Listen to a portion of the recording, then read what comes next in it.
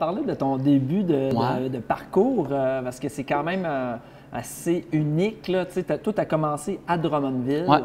Puis, tu as commencé à... Qu'est-ce qui t'a donné envie de commencer l'humour? Parce que tu as commencé à 30 ans, quelque chose de Ouais. même. Ben moi, j'avais déjà essayé de faire de l'humour. J'avais peut-être de 22 à 24, 25 ans. J'avais OK. essayé un petit peu de faire de l'humour. Tu avais fait ça où? Il y avait des soirées d'humour à Drummond, à Gatineau, OK. un peu, tu sais, des soirées d'humour qui existent encore aujourd'hui, mais tu sais, pas rien de... Tu sais, je faisais ça à temps partiel. Un numéro. Je me cherchais jamais ça, mais tu sais, je savais pas. Je pense que j'étais pas prêt, en fait. Mm-hmm. J'ai arrêté complètement quand je me suis séparé avec la mère de ma fille quand j'avais 25 ans. Ça, c'était avant ta fille? Ouais. Tu avais commencé à essayer Oui, de faire c'est de ça, l'humour? OK. exact. Moi, j'ai eu ma fille à 24. À 25, je me suis séparé. Ma fille avait 1 an et demi. OK.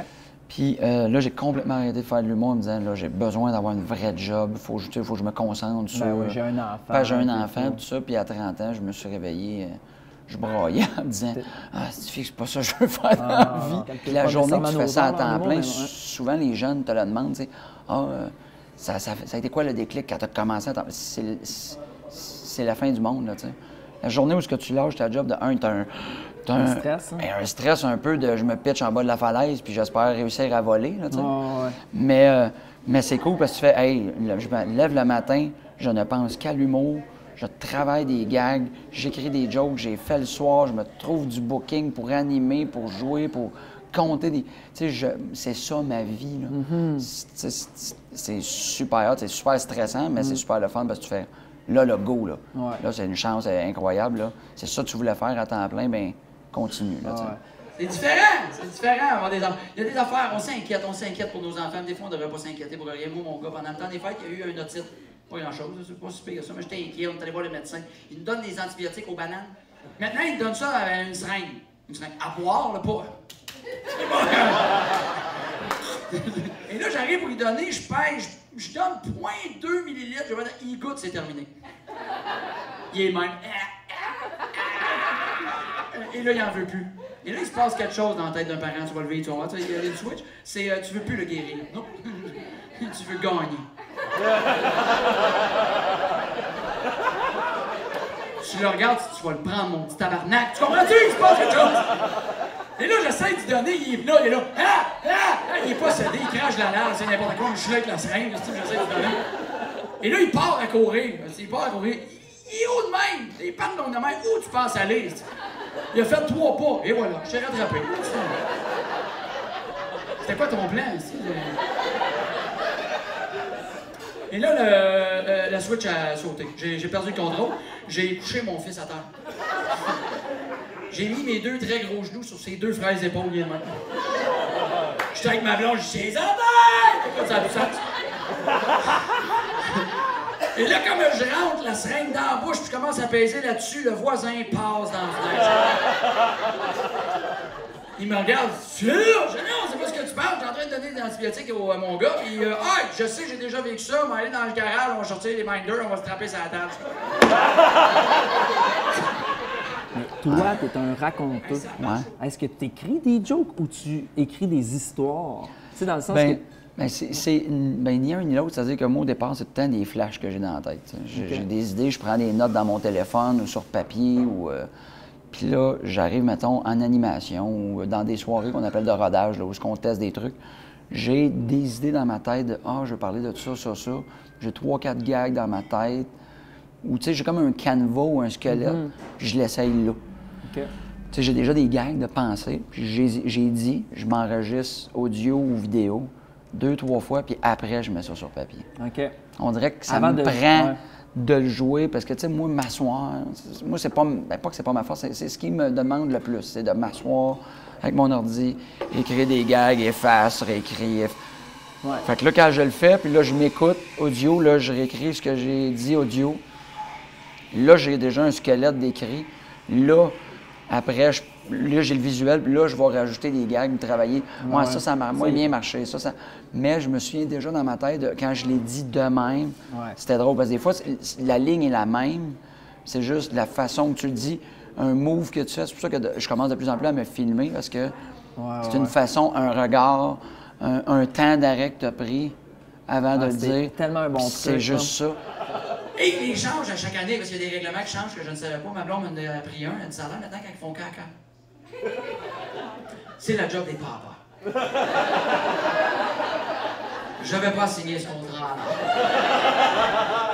Et là, ma blonde m'a expliqué. Elle dit ben, c'est ça, c'est un garçon. Des fois, quand il fait caca, ça va jusqu'en avant. Qu'est-ce que ton petit monsieur? Je dis oui, c'est ça. Toi, t'es plus habitué avec ça que moi. Fait que c'est ta job. Quoi? Oui, je suis plus habitué avec ça que toi. Mais ça fait longtemps, en hostie! Me suis pas chié ses couilles!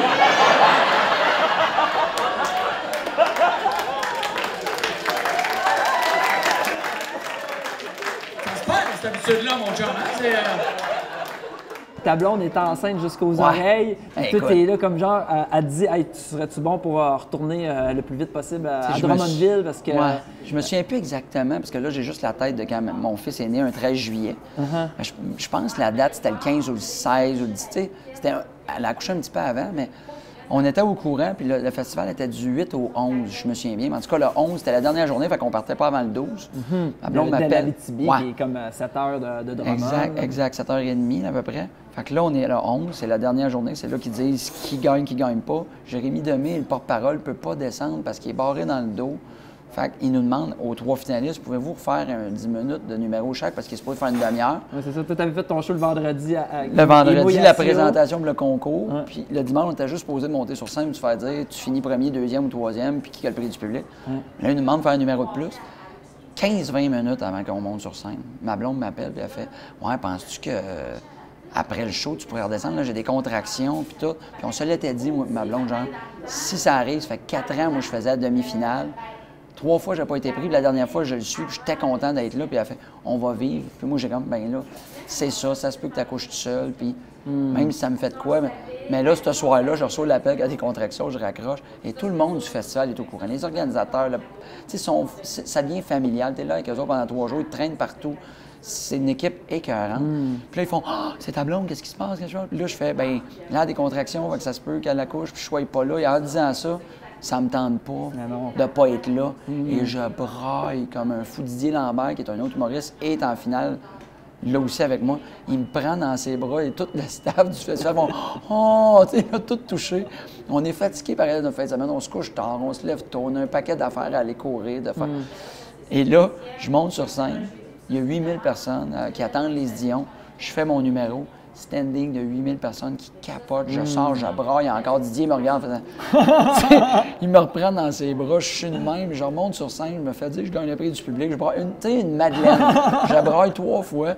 Et le lendemain, mon gérant puis moi, on est parti très tôt. Genre à l'aurore. Là, il fait soleil. Il est 7 h le matin. 6-7 h, on part pour descendre le plus vite possible à Drummond. J'arrive à 2-3 h dans l'après-midi à Drummond. Le 12 juillet.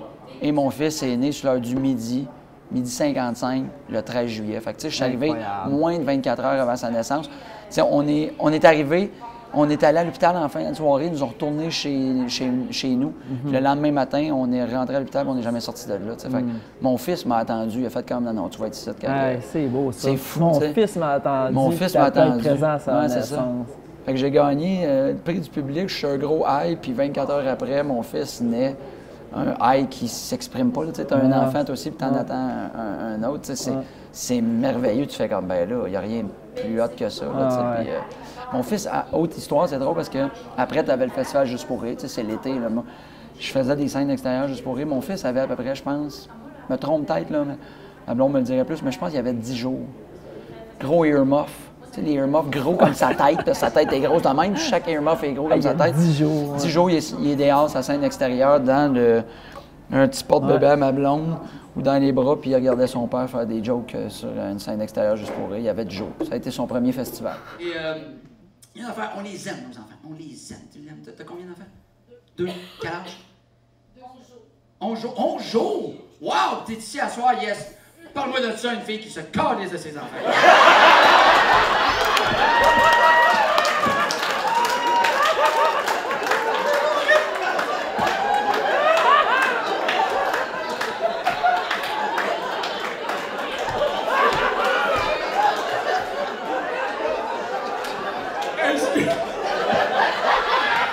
Même moi, elle disait le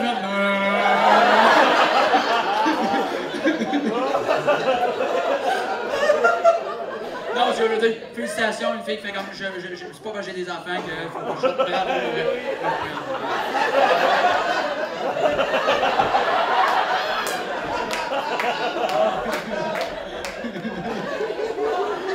Ah, c'est des jumelles. Pour vrai. T'as deux. Mon Dieu, c'est bien hot, ça. Deux filles. Hey, félicitations pour vrai, bravo. On peut l'applaudir. Je parle de mon fils, ma fille est là aussi tout le temps. C'est un moment qui a été spécial, mais ma fille aussi, c'est la même chose. J'ai ma grande fille de 14 qui... Ta fille de 14 qui doit t'accompagner aussi en spectacle, là, tu sais. Ça, c'est une autre affaire qui est nice, là, parce que, tu sais, moi, je joue encore dans des bars, mais je fais de plus en plus de salles de spectacle dans des bars, je peux pas l'amener. Ouais. Quand c'est dans des salles de spectacle, c'est la première fois où j'ai fait des jokes, puis quand deux rideaux, il y a un petit banc, puis il y a ta fille qui te regarde de même, tu sais, qui avait peut-être dans le temps, je sais pas, moi, tu sais, j'ai commencé, elle a 14, ça fait 8 ans, elle avait 6 ans quand j'ai commencé à faire de l'humour. Fait que moi, tu sais, je l'ai déjà amenée à 7-8 ans. Puis elle est sur un petit banc, puis elle te regarde, tu sais, les yeux d'admiration. En deux jokes, tu fais juste te tasser de même, puis tu vois en deux rideaux, tu fais... Tu fais un clin Hey, d'œil. c'est pas ça la vie, ça n'a pas de sens. Puis là, à 14, puis elle rencontre... Tu sais, des fois, c'est drôle parce qu'elle rencontre des humoristes qu'elle aime de la télé, mettons, jeunesse, tu sais. Ouais. Puis elle fait comme, tu le connais? Je dis, oui, j'ai son numéro dans mon téléphone. Moi, dans ma tête, c'était un de mes chums avec qui je fais de l'humour, mais pour elle, c'est une vedette à la TV. Là, tu sais.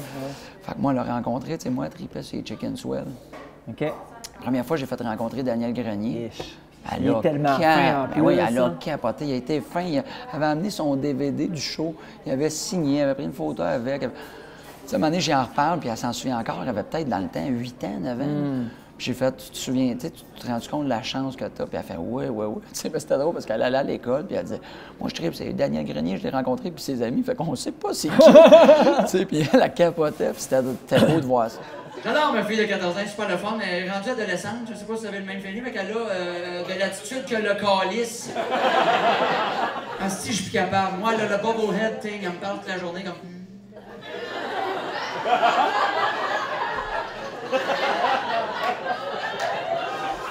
Si je suis plus capable. Ça a plus de ça. Moi, je vais la chercher à tous les jours à l'école, en auto, et je ramasse une de ses petites amies. Mais je ramasse, je fais pas comme. Pow! Pas ça, je veux dire. Rentre dans le véhicule. Ils s'assoient en arrière et les autres, ils pensent que deux bancs de chance, ça coupe le son. Ils parlent, je les entends pas, ça n'a pas de sens. J'entends des affaires, je n'étais pas prêt à entendre comme papa. Ils commencent à jaser, tu sais pas qu'est-ce qui s'est passé aujourd'hui. Cette chum est pas mis avec mon langue, qu'est-ce qui s'est passé aujourd'hui. Je regarde dans mon miroir, ça a l'air de deux saumons qui remontent la rivière. Marco, ça a été un plaisir de te recevoir. Tu es une belle personne. Je te souhaite que du bon. Je te rends l'appareil, tu es aussi un être humain formidable, mon chum. Entre être humain formidable, on s'apprécie. Merci pour tout. Ça fait plaisir, mon gars.